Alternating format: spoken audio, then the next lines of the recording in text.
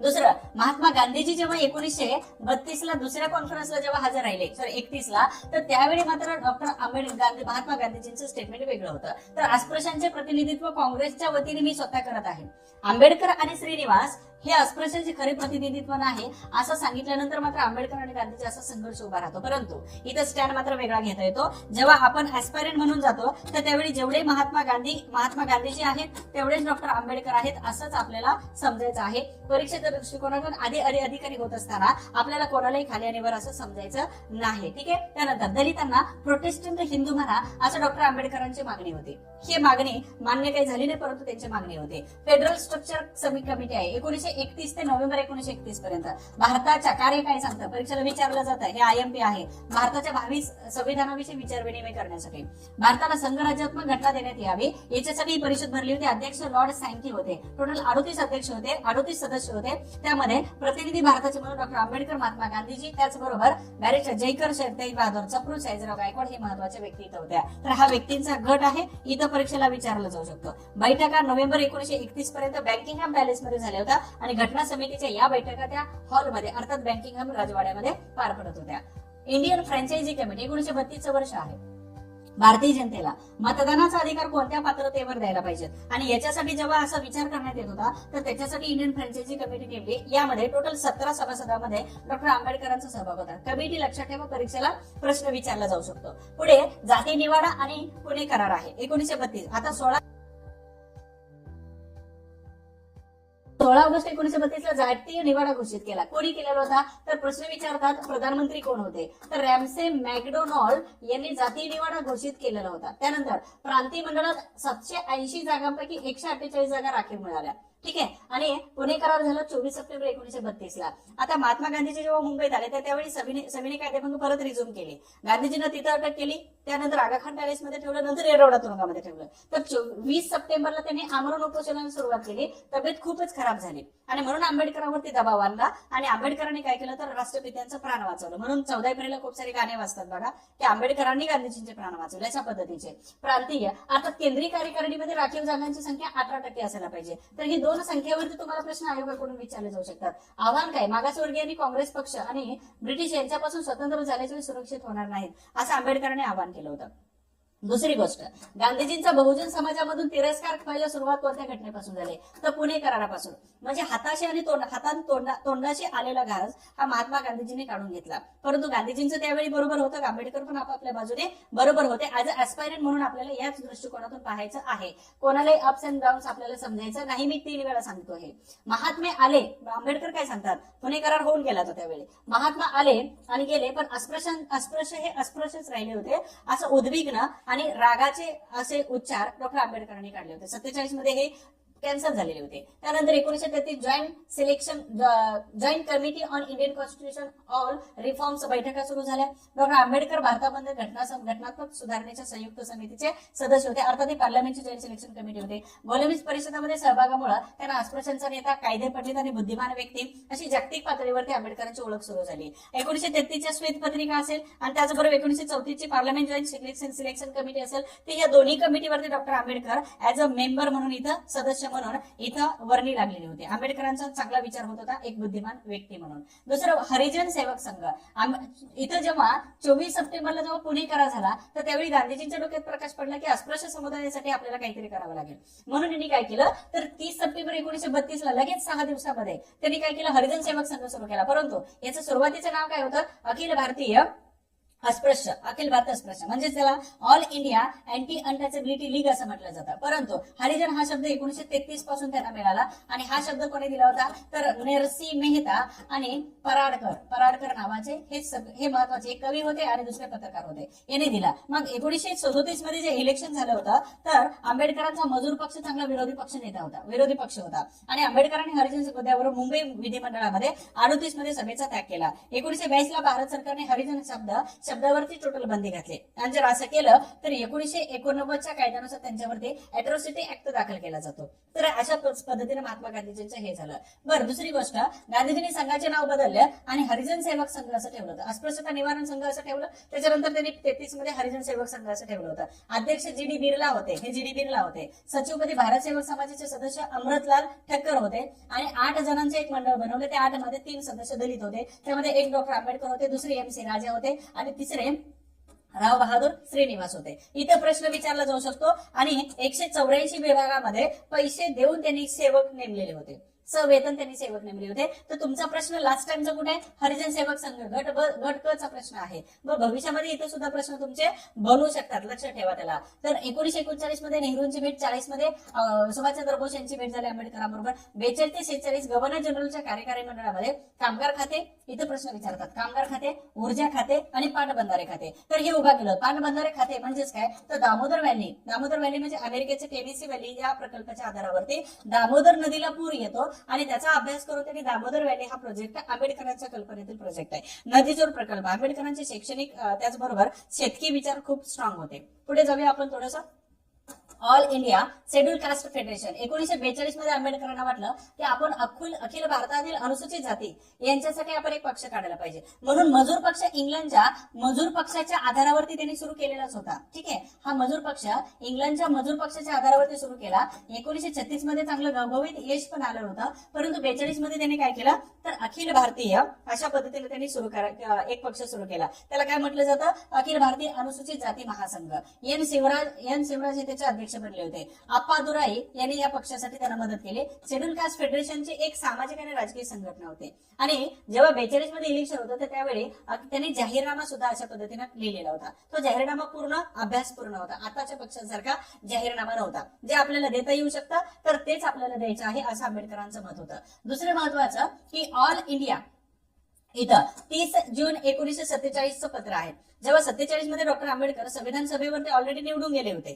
परंतु संविधान सभेवरती निवडून जाण्याच्या अगोदरची गोष्ट आहे की संविधान सभेमधून जेव्हा ते बाहेर पडले होते तर त्यावेळी राजेंद्र प्रसाद यांचं पत्र हे मुंबईच्या काँग्रेसच्या अधिकाऱ्यांना होतं, अर्थात बाळासाहेब खेर यांना पाठवलं होतं. कारण बाळासाहेब खेर 46 पासून 52 पर्यंत सीएम होते. मग बॅरिस्टर जयकर जे आहे तर यांनी मुंबई प्रांतातून आपला राजीनामा दिला राज्यसभेचा. आणि मग राज्यसभेचा राजीनामा दिल्यानंतर संविधान सभेचं काम थांबलेलं होतं. ठीक आहे, आणि थांबलेल्या कामाला परत एकदा जिवंत करायचं जर असेल तर डॉक्टर राजेंद्र प्रसाद यांनी मुंबईच्या सीएमला पत्र पाठवलं. मुंबई प्रांताचे मुख्यमंत्री, पहिले मुख्यमंत्री स्वातंत्र्य झाल्यानंतर 1946 पासून होते, परंतु 47 ला स्वातंत्र्य मिळालं म्हणजे ते पहिले मुख्यमंत्री आहेत. त्यांना पत्र पाठवलं. राजेंद्र प्रसाद काय म्हणतात की कोणते कारण विचारात घेतले तरी घटना समिती परिषदेतील तिच्या विविध समित्यातील डॉक्टर आंबेडकर यांची कामगिरी इतकी उच्च प्रतीची आहे की आपण त्यांच्या सेवेला मुकू नये. आणि म्हणून तुम्ही काय केलं पाहिजे, तर डॉक्टर आंबेडकरांना बिनविरोध निवडून दिलं पाहिजे. आणि ही जबाबदारी बाळासाहेब खेर तुमच्यावरती आहे.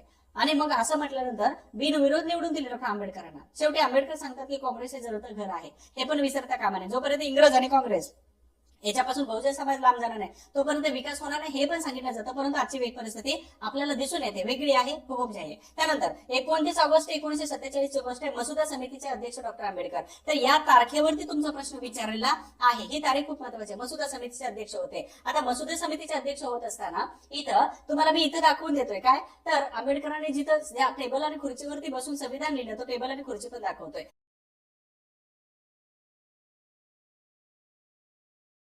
दुसरं, मसुदा समितीचे अध्यक्ष डॉक्टर आंबेडकर होते. हे लेक्चर शेवटपर्यंत बघा, कारण का तर या लेक्चरमध्ये माहितीचा खजिना दिलेला आहे.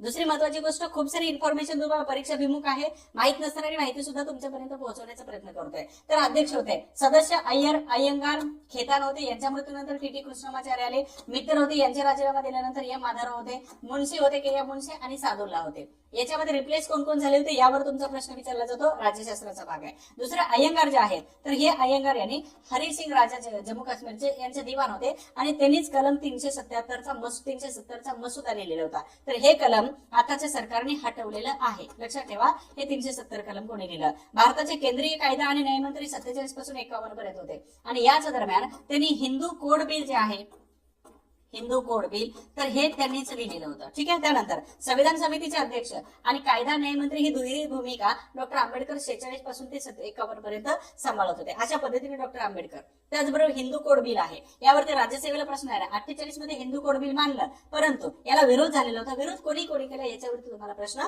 विचारलेला आहे. तर हरिहरानंद सरस्वती, त्यांना करपात्री महाराज म्हटलं जातं. रामराज्य परिषदेचे अध्यक्ष होते. राष्ट्रीय स्वयंसेवी संघ, त्यांना RSS म्हटलं जातं. डॉक्टर राजेंद्र प्रसाद हे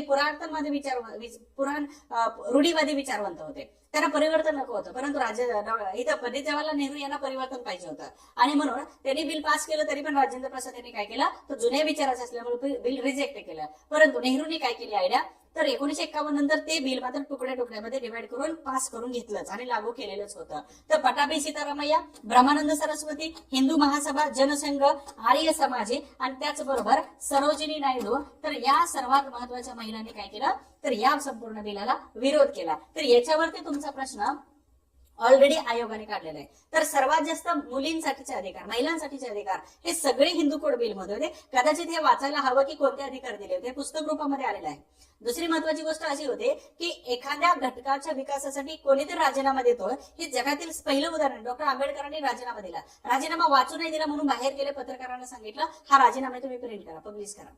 वाचू दिले नाही विरोधकांनी. दुसरी महत्वाची गोष्ट, काँग्रेसने तर त्यावेळी असं केलं होतं की तिथे असणाऱ्या इंडिया गेटच्या समोर काँग्रेस सदस्यांनी आंदोलन केलं आंबेडकरांच्या विरोधामध्ये. अर्थात ते महिलांनी आंदोलन केलं होतं, महिलांसाठी चाललेल्या हक्कांच्या विरोधामध्ये होतं. म्हणजेच इथं सांगितलं बघा इक्वल राईट्स फॉर वुमन, परंतु त्यांना नको होतं. आता दिलेलं आहे सगळं, ठीक आहे. 50% आंबेडकरांचीच देणं आहे. दुसरं, राज्यसभा सदस्य 52 पासून 56 पर्यंत होते आणि 56 मध्ये जेव्हा त्यांचं निधन झालं तर त्यावेळी मात्र त्यांच्या जागेवरती कोणाला आणलेलं होतं, गायकवाड यांना. 52 मध्ये निवडणूक झाली, काँग्रेसचे नारायण सदोबा काजरोळकर जे आहेत तर यांच्याकडून आंबेडकरांचा इथं मुद्दाम पराभव घडवून आणला. 1954 भंडारा या ठिकाणून पोट निवडणूक लढवली होती. 1956 RPI स्थापना करण्याची घोषणा केली, परंतु 1 ऑक्टोबर 1927 नागपूरमध्ये पक्ष स्थापन केला आणि अध्यक्ष मंडळाची तिथे बैठक झालेली होती. त्यामध्ये सहभाग होता N Shivraj, Yashwant Ambedkar, PT Borale, AG Pawar, Datta कट्टी आणि दाता रुपवते. त्याचबरोबर 1927 ह्या N शिवराज हे अध्यक्ष राहिले 57 आणि RPI ची स्थापना झाली होती. 1957च्या निवडणुकीमध्ये 9 सदस्य RPI कडून निवडून गेले होते. परंतु आज RPI कुठं आहे हा बहुजन समाजाला पडलेला प्रश्न आहे. वेगवेगळ्या गटात असेल किंवा तटात असेल किंवा विभागामध्ये असेल. ठीक आहे, पुढे जाऊया. धर्मांतराची घोषणा 1935 आहे, ती पण मजेदार. 1935च्या ऑक्टोबर महिन्यामध्ये नाशिक जिल्ह्यातील येवला या ठिकाणी डॉक्टर आंबेडकरांच्या अध्यक्षतेखाली इथं धर्मांतराची घोषणा करण्यात आली आणि यालाच मुक्तीभूमी या नावाने ओळखलं जातं. बघूया, तोपर्यंत तुम्ही सगळ्यांनी जर ऍप्लिकेशन डाउनलोड केलं नसेल तरी ऍप्लिकेशन डाउनलोड करा, कारण याच्यामध्ये खूप सारे इतिहासाच्या बॅचेस आहेत ज्यामधून तुम्हाला परीक्षेला प्रश्न येतातच. ठीक आहे, पुढे जाऊया. परिषदेचे स्वागताध्यक्ष अमृत धोंडीबा रणखांबे होते. परीक्षेला प्रश्न विचारला जाऊ शकतो. मी अस्पृश्य जातीमध्ये जरी जन्माला आलो असलो तर ते माझ्या हातात नव्हतं, परंतु कोणत्या धर्मात मरावं हे मात्र माझ्या हातात आहे आणि म्हणून मी धर्मांतर करते. 21 वर्ष धर्माचा अभ्यास करत होते. म्हणून हिंदू धर्मात आपल्याला समतेची वागणूक देण्यात यावे याच्यासाठी मी खूप मोठा आणि प्रचंड लढा दिला, परंतु मला अपयश येत झालं आणि म्हणून मी या येवल्याच्या भूमीमध्ये धर्मांतराची घोषणा करतो असं डॉक्टर आंबेडकरांनी घोषित केलं होतं. मग धर्मांतर करतोय तर कशामध्ये केलं 21 वर्षानंतर, तर त्याचा अभ्यास करत होते. मग अभ्यास करत असताना शीख धर्माची चाचपणी आपण पहिल्यांदा बघू. 1936 मध्ये हिंदू महासभेचे नेते आहे डॉक्टर मुंजे आणि मुंजे यांनी राजगृह, दादरचं राजगृह आहे म्हणजे राजगृह म्हणजे पुस्तकांसाठी घर बांधलेले डॉक्टर आंबेडकर जगातील पहिले व्यक्ती आहेत.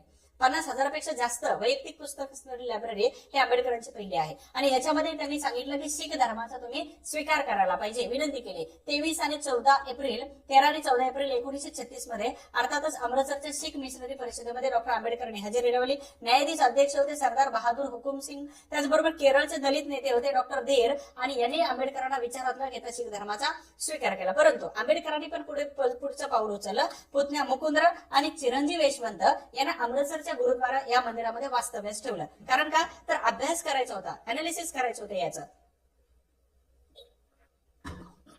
आणि अभ्यासासाठी पाठवलेली जी 13 लोक होते, सदस्य होते, तर ह्या 13 सदस्यांनी आंबेडकरांची परवानगी न घेता ह्या शीख धर्माचा विचार, शीख धर्मामध्ये प्रवेश केला, धर्मांतर घडवून आणलं. आंबेडकरांना यांचा राग आला आणि आंबेडकरांनी शीख धर्मामध्ये न जाण्याचा विचार केला. नाही तर ऑलमोस्ट आंबेडकर 99% शीख धर्मामध्ये 36-37 पर्यंतच गेले असते, परंतु या घटनेमुळे ते दुखावले. मग धीर असतील किंवा 13 सदस्य असतील तर शीख धर्मामध्ये ते गेलेले नव्हते. दुसरी महत्वाची गोष्ट, गुरु नानकांनी संत रविदास यांचा गौरव केला. संत रविदास हे अस्पृश्य होते किंवा दलित होते, ठीक आहे, त्यांच्या दोह्यामध्ये येऊन जातात. तर गुरु गोविंद सिंग यांनी शीख धर्मामध्ये अस्पृश्यांची नावं घेतलेली होती अर्थात पंच प्यारेमध्ये पहिल्या 5 खालसापैकी 3 अस्पृश्य घेतलेले होते. दुसरं 1936 ला इंग्लंडचा प्रवास करण्यासाठी या शीख धर्माकडूनच त्यांना 7,000 रुपयाची मदत दिली. डॉक्टर कुर्तकोटी यांची घोषणा होती. अर्थात महत्वाचे आहे कुर्तकोटी शाहू महाराज. 1937 ला मुंबईत खालसा कॉलेजची स्थापना केली. आता खालसा कॉलेज नेतृत्व नारायण सिंग यांचं होतं.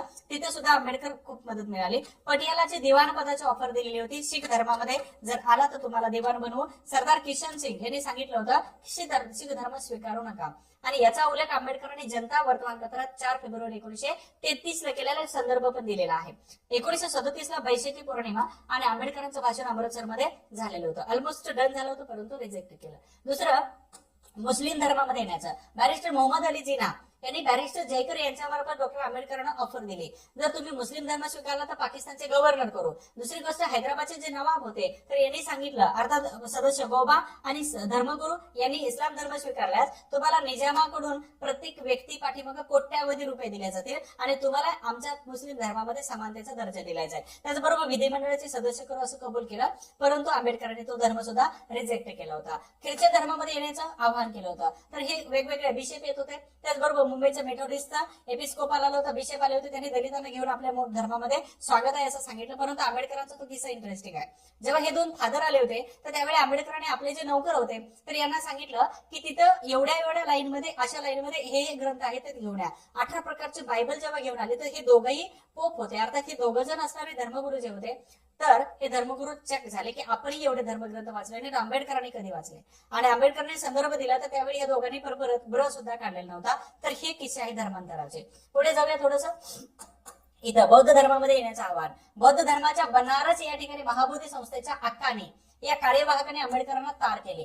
कोणी केली होती तर अक्कानी यांनी. कार्यवाहक होते बौद्ध महाबोधी संस्थेचे. आणि यांनी सांगितलं की भारतात जन्मलेला जातीभेद न मानणाऱ्या सर्वांना समान अगदी समजणाऱ्या आमच्या बौद्ध धर्मात आपण आणि आपले अनुयायी आल्यास तुम्हा सर्वांचा मोठा उत्कर्ष होईल. आणि म्हणूनच 1956 मध्ये डॉक्टर आंबेडकरांनी काय केलं तर बौद्ध धर्माकडे 50 पासून वळालेच होते, परंतु 56 मध्ये त्यांनी जवळपास 3.5 लाख पेक्षा जास्त अनुयायांसोबत त्यांनी धर्मांतर करून घेतलेलं होतं. बघूया. 1935 ला घोषणा केली. 21 वर्ष त्यांनी वेगवेगळ्या धर्मांचा अभ्यास केला होता. ही खूप मोठी गोष्ट आहे की एखाद्या गोष्टीमध्ये परिवर्तन जर घडवून आणायचं असेल तर वाचन आणि अभ्यास खूप गरजेचा असतो. जसं आपल्या आयुष्यामध्ये परिवर्तन घडवून आणायचं आहे तर आपल्याला अभ्यास करणं गरजेचं आहे. 21 वर्ष अभ्यास केला विविध धर्मांचा आणि त्याच्यानंतर कल होता मानवतावादी आणि विज्ञानवादी असणाऱ्या बौद्ध धर्माकडे. आणि म्हणूनच बौद्ध धर्माचा स्वीकार केला. जगामध्ये एकच धर्म आहे तो बौद्ध धर्म, जो विज्ञानवादी धर्म आहे. तो विज्ञानवादी धर्म काय सांगतोय, या बघा, आवडलं तर घ्या, नसेल तर सोडून द्या. म्हणून तुम्ही इंदिरा गांधी एअरपोर्ट कधी दिल्लीला गेलात तुम्ही तर दिल्लीच्या इंदिरा गांधी एअरपोर्ट वरती कोणत्याही देवा धर्माचे पुतळे वगैरे काही नाहीत,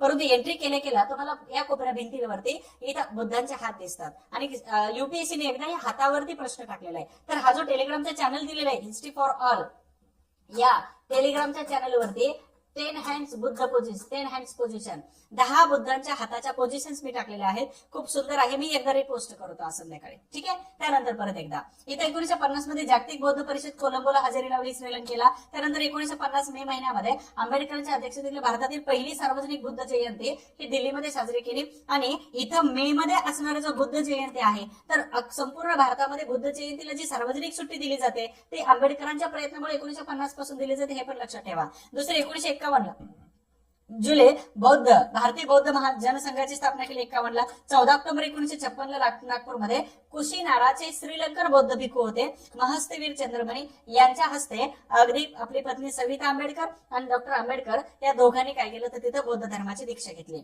इथं सोबत होते भाऊसाहेब गायकवाड सुद्धा, ठीक आहे, भाऊराव गायकवाड किंवा भाऊसाहेब गायकवाड. आंबेडकरांशी संबंधित असणारी महत्वाची वर्तमानपत्र कोणकोणते आहेत तर मूक नाईक 1920 ला, यालाच शाहू महाराजांनी 2,500 रुपयाची मदत केली होती. आणि या वर्तमानपत्रामध्ये संत तुकाराम महाराजांची वचन असत होते. 1924 ला बहिष्कृत मेळा ही संघटना, 1927 ला बहिष्कृत भारत संत ज्ञानेश्वर महाराज यांची वचन असत होते. 1927 ला समता साप्ताहिक सुरू केलं होतं. 1928 ला मानवता आणि 1930 ला जनता याचंच नाव बदलून 1956 ला प्रबुद्ध भारत हे वर्तमानपत्र सुरू केलं होतं. म्हणून जनतापासून मूक नाईक पासून बहिष्कृत भारत पासून समता मानवता, जनतापासून प्रबुद्ध भारत हे वर्तमानपत्रावरती तुम्हाला आयोगाकडून प्रश्न विचारला जातो, जोड्या लावा असेल किंवा बरोबर किंवा चूक मध्ये. तर हे कंपल्सरी लक्षात ठेवा, प्रश्न येऊ शकतो.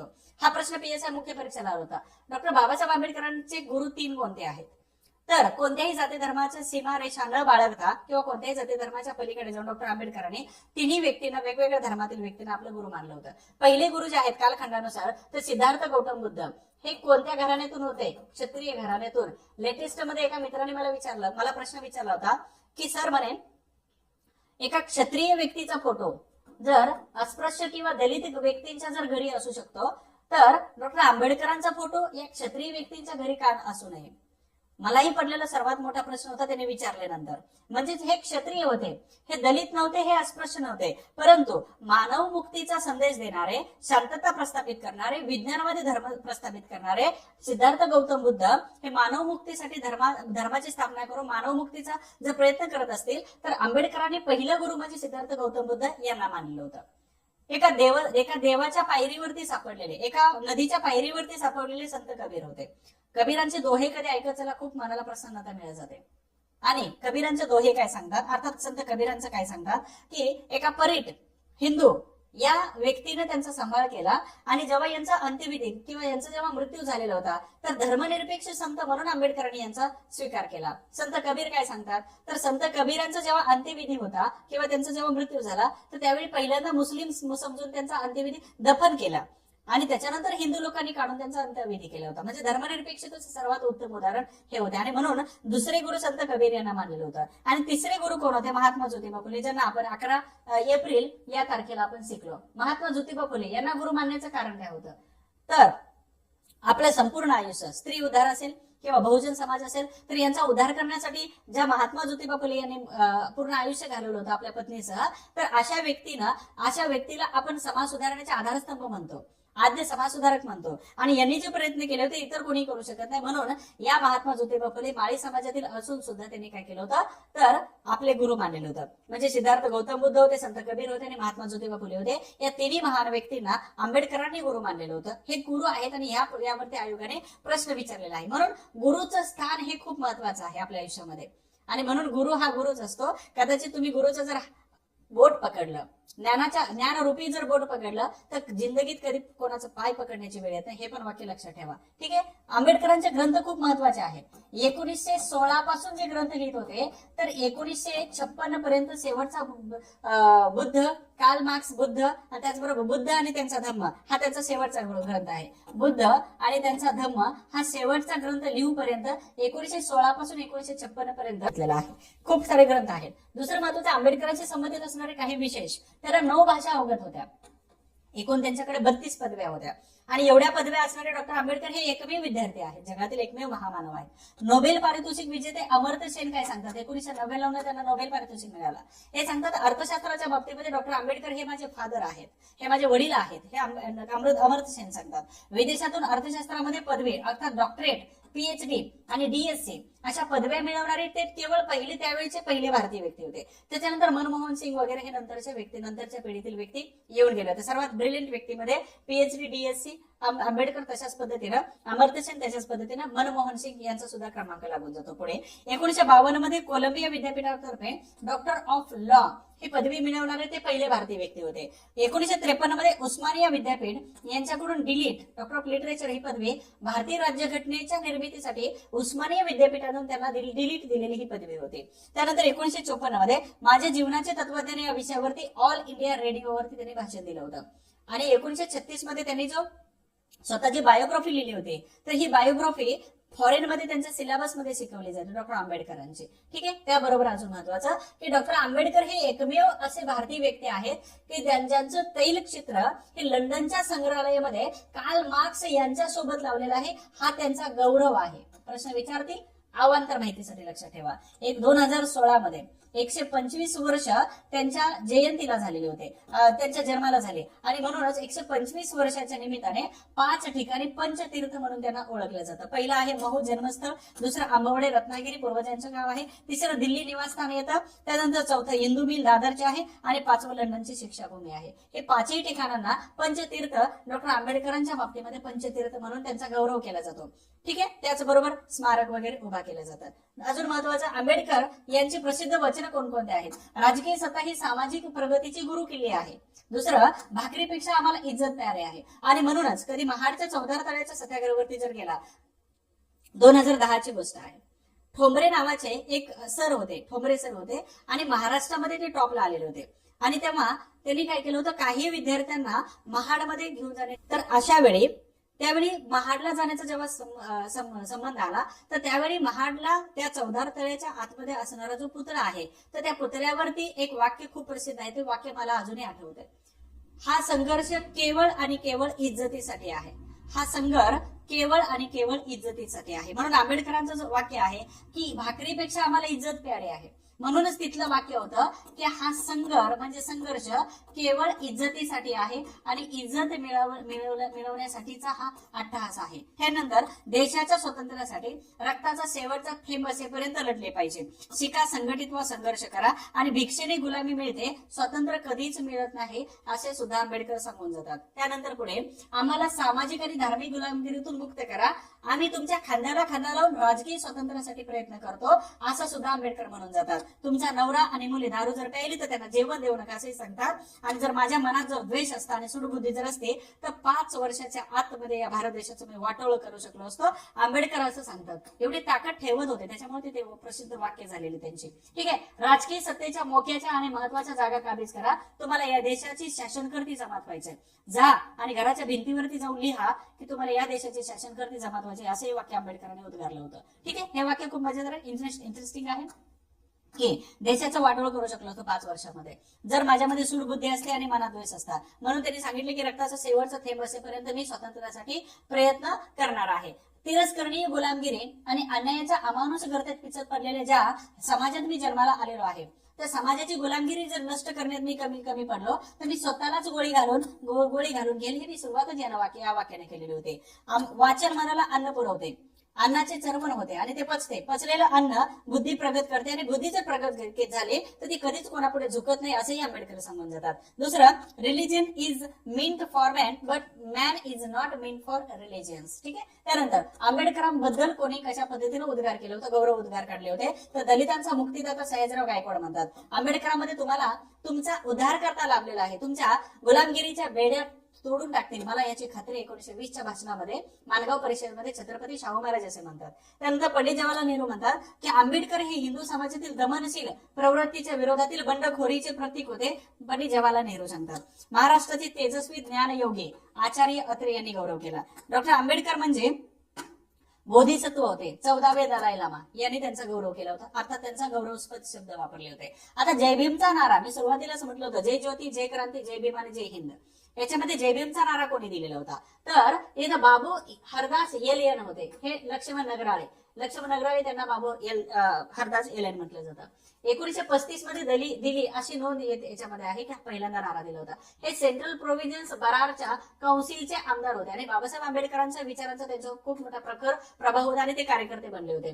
बाबा हरदास यांनीच पहिल्यांदा जय भीमचा नारा दिला अशी नोंद आहे. अशी नोंद कोणी केली तर रामचंद्र क्षीरसागर यांच्या Dalit movement in India and its leaders या पुस्तकामध्ये दिली. हा संदर्भ सुद्धा इथं दिलेला आहे मी. ठीक आहे. त्याचबरोबर आंबेडकरांच्या हयातीमध्येच जय भीम असं अभिवादनाला सुरुवात झालेली होती. म्हणून कोणीही दोन चळवळीतील व्यक्ती जेव्हा भेटतात, आंबेडकरवादी चळवळीतील असो किंवा शाहू फुले आंबेडकर तेव्हा सत्यशोधक चळवळीतील असतील, तर त्यावेळी जय भीम हा शब्द आदरातिथ्याने वापरला जातो. आंबेडकरांच्या हयातीतच हा शब्द 36 पासून सुरू झाला होता आणि एकमेकांना कार्यकर्ते जय भीम असं म्हणतात. स्वतः आंबेडकरांना सुद्धा असं जय भीम म्हणत होते. तर त्यावेळी आंबेडकर काय करायचे आहे म्हणजे संत गाडगे बाबा, इथं असणारे कर्मवीर भाऊराव पाटील. कर्मवीर भाऊराव पाटील यांनी 1948 मध्ये जेव्हा महात्मा गांधीजींची हत्या झाली तर त्यावेळी बाळासाहेब खेर यांचं सरकार होतं आणि बाळासाहेब खेर यांच्या सरकारवरती जेव्हा खूप मोठी टीका केली की गांधीजींची हत्या झाली आणि टीका केली काँग्रेस आणि त्या सरकारवरती, तर त्यावेळी बाळासाहेब खेर यांनी रयत शिक्षण संस्थेचं अनुदान पूर्ण बंद केलं होतं. मी सांगतोय कर्मवीर अण्णा आणि डॉक्टर आंबेडकर यांची कृतज्ञता, एकमेकांप्रती असणारं बंधुप्रेम, त्याचबरोबर मित्रप्रेम, मैत्री असावी तर असे असायला पाहिजे. त्याचं उदाहरण सांगतो. जेव्हा त्यांचं अनुदान बंद केलं तर त्यावेळी डॉक्टर आंबेडकर केंद्रीय विधिमंडळामध्ये अर्थात वेगवेगळ्या खात्यावरती मंत्री होते आणि कर्मवीर भाऊराव अण्णा जे आहेत तर यांचं अनुदान बंद केलं बाळासाहेब खेर यांनी. आंबेडकरांनी खूप सारे प्रयत्न केले आणि बाळासाहेब खेर यांच्याकडून ती जी बंदी लावलेली होती रयत शिक्षण संस्थेवरती, तर अनुदान देण्याचं काम परत एकदा सुरू केले ते डॉक्टर आंबेडकरांच्या प्रयत्नामुळे. अशा वेळी जेव्हा संत गाडगे बाबा अंगावरती वेगवेगळी ठिगळं लावलेली, वेगवेगळ्या कलरचे जेव्हा कपडे घालून फिरायचे, हातामध्ये दोन फक्त दगड असायचे, ते त्या चिपळ्या करायचे, दिवसभर त्या गावात असणारा कचरा काढायचे आणि संध्याकाळी लोकांच्या डोक्यामध्ये जो झालेला कचरा आहे तो आपल्या कीर्तनाच्या माध्यमातून जनजागृती करून तो कचरा बाहेर काढायचे. हे संत गाडगे बाबा होते. आयुष्यभर कोणाकडून काहीच घेतलेलं नव्हतं, तरी सुद्धा त्यांच्याकडे जी रक्कम जमा होते तरी रक्कम केवळ ह्या 2 व्यक्तींना संत गाडगे बाबा देत होते. आणि सांगायचे काय की डॉक्टर आंबेडकर तुम्ही कायदे बनवा, हे कर्मवीर जे आहे तर हे बहुजनांच्या पोरांना शिकवतील. आणि म्हणून कर्मवीर अण्णांनी ज्या रयत शिक्षण संस्था जी सुरू केली तर याच्यामध्ये कमवा शिकापासून बहुजनांची पोरं शिकली पाहिजेत आणि शेवटच्या श्वासापर्यंत मी शाळा आणि त्यांना शिकवण्याचं काम करेल, त्याचबरोबर त्यांना राहण्याची सुद्धा सोय करेल असं कर्मवीर अण्णांनी सांगितलं होतं. सर्वात महत्वाचे कर्मवीर भाऊराव पाटील जे आहेत तर यांच्या शैक्षणिक कार्याला जी मदत करत होते तर झालेली गोळा रक्कम हे संत गाडगे बाबा यांना देत होते. अजून एक या दोघांबद्दलची अजून एक मला स्टोरी सांगावीशी वाटते. 1942चा किस्सा आहे. 1942ची स्टोरी आहे आणि ही रिअल स्टोरी आहे. 1942 मध्ये लिल्लीतगोच्या मंत्रिमंडळामध्ये डॉक्टर बाबासाहेब आंबेडकर वेगवेगळ्या 3 खात्यावरती मंत्री होते. मग ऊर्जा असेल, मजूर मंत्री आणि पाटबंधारे हे 3ही खाते होते. आणि 1942 मध्ये जेव्हा मुंबईमधून दिल्लीला जाण्यासाठी जेव्हा त्यांची ट्रेन होती तर त्याच वेळी संत गाडगे बाबा मुंबईच्या एका हॉस्पिटलमध्ये अगदी आजारी अवस्थेमध्ये ऍडमिट होते. आणि अशा वेळी एका व्यक्तीनं आंबेडकरांना सांगितले की संत गाडगे बाबा हॉस्पिटलाइज आहेत, संत गाडगे बाबा हॉस्पिटलमध्ये आहे, त्यांची तब्येत ठीक नाही. त्यावेळी आंबेडकरांनी ती ट्रेन सोडली आणि 2 घोंगड्या घेतल्या आणि त्या 2 घोंगड्या घेऊन डॉक्टर आंबेडकर त्या हॉस्पिटलमध्ये संत गाडगे बाबा यांना भेटायला गेले होते. जेव्हा भेटायला गेले तर त्यावेळी संत गाडगे बाबांनी सांगितलं की डॉक्टर तुम्ही कशाला आले, तुम्ही या देशाचे खूप मोठे मंत्री आहात. त्यावेळी 2 महान व्यक्ती जेव्हा भेटतात तर त्यावेळी गौरवाचे शब्द खूप चांगले असतात आणि ते ऐकायला पाहिजेत, म्हणून वाचन करत चला. आणि मैत्री करत असताना अशीच आपल्या मैत्रीच्या सोबत आपल्या मैत्रीमध्ये असणारे लोक सुद्धा रॉयलच असायला पाहिजेत, ते आपल्या नेहमी प्रगतीबद्दल बोलले पाहिजेत. त्यावेळी संत गाडगेबाबांनी आंबेडकरांना सांगितलं की डॉक्टर तुम्ही खूप मोठे आहात, देशाचे मंत्री आहात, तुमचा 1 सेकंद महत्वाचा आहे, तुम्ही इथं कशाला आलात. त्यावेळी डॉक्टर आंबेडकरांनी बाबांप्रती केलेले जे 2 वाक्य होते ते खूप मजेदार होते. बाबा माझी खुर्ची आज आहे तर उद्या नाही, माझ्या खुर्चीचा काहीच फरक नाही पडत, माझ्या खुर्चीला काहीच व्हॅल्यू नाही, माझी खुर्ची जर उद्या गेली तर मला कोणीही विचारणार नाही, परंतु तुम्ही जनजागृतीच्या माध्यमातून लोकांच्या डोक्यामध्ये असणारा अंधश्रद्धेचा जो कचरा आहे तो जो काढता तर याची तुलना मी कोणत्याच कामाबरोबर करू शकत नाही. आणि आयुष्यभर काही देणगी याच्या व्यतिरिक्त संत गाडगेबाबा यांनी आयुष्यभर काहीच घेतलेलं नव्हतं. शेवटी संत गाडगेबाबा यांनी आंबेडकरांकडून 2 घोंगड्या घेतलेल्या होत्या. तर ही भेट त्यांची सर्वात पहिली आणि शेवटची होती. आणि हे घोंगड्या देत असताना संत गाडगेबाबा आणि आंबेडकर एकमेकांना आलिंगन देऊन एकमेकांच्या गळ्यामध्ये पडून जी मिठी मारली आणि जे रडत होते ते बराच वेळ रडत होते. माहित नाही दूरदृष्टी असते महापुरुषांमध्ये. ती दूरदृष्टी कशी असते की या दोघांनाही माहित होतं की 1942 ची जी भेट आहे तर ती कदाचित शेवटची भेट आहे आणि 1942 नंतर या दोघांची कधीच भेट झाली नव्हती. हे मैत्रीचं सर्वोत्तम उदाहरण हे आहे. म्हणून मैत्री जपत असताना अशी जपा की तिथं आपलं प्राण सुद्धा कमी पडले पाहिजेत. आणि आंबेडकर आणि संत गाडगेबाबा हे बराच वेळ रडत होते कारण त्या दोघाही महापुरुषांना माहित होतं की ही शेवटची मैत्री. याच्याही पुढे जाऊन मी सांगतो तुम्हाला की डॉक्टर आंबेडकरांचं निधन 6 डिसेंबरला झालं. मित्रांनो, आंबेडकरांचं निधन 6 डिसेंबरला झालं आणि संत गाडगेबाबा 14 दिवस सलग रडत होते आणि संत गाडगेबाबांचं निधन हे 20 डिसेंबरला झालेलं होतं. हे मैत्रीचं उदाहरण आहे. विरह सहन नव्हता झाला. जेव्हा प्रके यात्रे गेले होते त्यावेळी अण्णाभाऊ साठे सुद्धा दादरच्या त्यांच्या घरासमोर बसून रडत होते. जेव्हा आंबेडकरांचं महापरिनिर्वाण झालं त्यावेळी संत गाडगेबाबा सुद्धा त्यांच्या असणाऱ्या त्या एरियामध्ये जाऊन तिथं अगदी दुःखद अवस्थेमध्ये शेवटचे काही दिवस ते मोजत होते. हे आहे मैत्रीचं उदाहरण. म्हणून मैत्री एवढ्या चांगल्या आणि स्ट्रॉंगली जपायला पाहिजे की कधीही अशा मैत्रीमध्ये वितुष्ट आलं नाही पाहिजे. तर हे मैत्रीचं उदाहरण आहे. आणि महापरिनिर्वाण हे शेवट आलं डॉक्टर आंबेडकरांच्या बाबतीमध्ये. अगदी एवढ्या कमी कालावधीमध्ये आंबेडकरांना समजावून सांगणं हे माझ्याकडून तर शक्य नव्हतं, परंतु मी तरी पण प्रयत्न केला 1 ते 1.5 तासापर्यंत. आणि तुम्ही सगळेजण जे ऐकून घेता हे परीक्षाभिमुख माहिती आहे, त्याच्यामधून खूप सारा लेसन आणि माहिती या दोन्ही गोष्टी आपल्याला मिळून जातात. खरं तर तुम्हाला धन्य मानायला पाहिजे. लाईक आणि शेअर करायला विसरू नका. शेवटपर्यंत लेक्चर बघत चला आणि तुमच्या मित्रांनाही पाठवायला विसरू नका, कारण का तर याच्यामध्ये माहिती आहे, अनुभव आहे आणि काही लेसन पण आहे जो तुम्हाला शिकण्यासारखा आहे. इथं महापरिनिर्वाण बघू आपण. राज्यसभेच्या अधिवेशनामध्ये त्यांचे सहभाग झाले होते. बुद्ध आणि कार्ल मार्क्स हा ग्रंथ त्यांनी या ग्रंथाचं शेवटचं प्रकरण त्यांनी लिहून पूर्ण केलेलं होतं. आणि 6 डिसेंबर 1956 मध्ये दिल्लीच्या निवासस्थानावरती डॉक्टर आंबेडकर यांनी अगदी शेवटचा श्वास घेतला, म्हणजे महापरिनिर्वाण झालं होतं. डॉक्टर आंबेडकर यांचं महापरिनिर्वाण आहे त्यांच्या अंत्यविधीला जमा झालेला जो जनक्षोभ जो होता, लोकांचा जो सहभाग होता, तर संपूर्ण देश हा बंद पडल्यासारखी परिस्थिती निर्माण झाली होती. आणि हा अंत्यविधी ज्या ठिकाणी झाला होता त्याला चैत्यभूमी असं म्हटलं जातं. तर 6 डिसेंबर 1956 त्यांच्यावरती अंत्यसंस्कार करण्यात आला. म्हणून मुंबईच्या चैत्यभूमीला एक देशातील सर्वात महान व्यक्तीचं एक अंत्यविधी झालेलं महान स्थळ आहे असं म्हणून तरी किमान त्या चैत्यभूमीला व्हिजिट करायला हरकत नाही. अशा पद्धतीनं डॉक्टर आंबेडकर यांच्याशी संबंधित असणारी जन्मभूमी महो, मुक्तिभूमी येवला, शिक्षाभूमी लंडन, सातारा आणि त्याचबरोबर अमेरिका